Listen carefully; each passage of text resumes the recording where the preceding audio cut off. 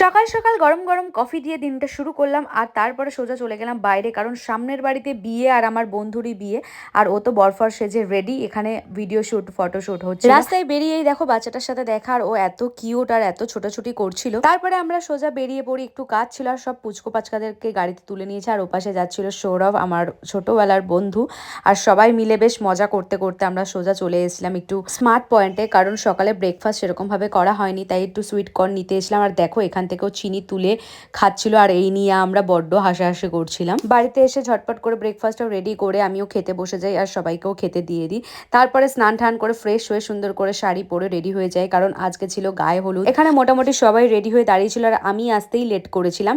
আর তারপরে আমরা এখন যাব জল ভরতে। আর দেখো তানবিকে কত কিউট লাগছিল দেখতে। আমাকে এই শাড়িটা পরে কেমন লাগছে অবশ্যই তোমরা কমেন্টসে জানাবে। সেভাবে সাজিনি কারণ আমার খুব লেট হয়ে গেছিল। আর এদিকে দেখে নাও আমাদের বন্ধুর বিয়ে, আর এটা হচ্ছে আমার সেই বন্ধু যার আজ বিয়ে।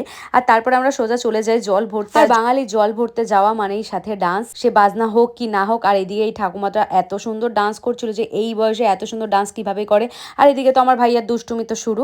তারপরে আমরা বাড়ির সামনে এসে আমরাও ডান্স শুরু করে দিই।